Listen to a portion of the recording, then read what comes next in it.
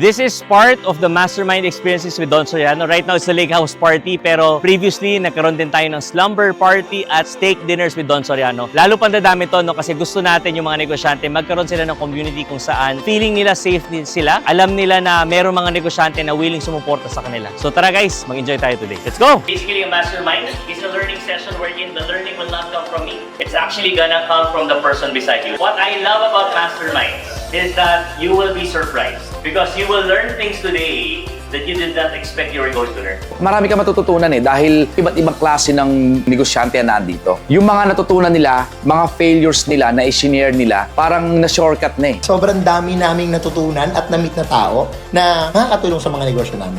Kakaibang kakaibang experience, pakikitungo, lahat ang dami kami nakilala at na-boost yung aming sarili para malabanan namin lahat ng pagsubok na mangyayari pa sa aming negosyo. Daming learning pa rin na natutunan, no? Walang katapusang pag-aaral, sabi nga nila, di ba? Parang, alam mo yung bumalik ka sa pagiging high school ulit. Sa resort kayo, may mga tulugan. Parang never na kasi namin na-experience yan as a pagiging business owner.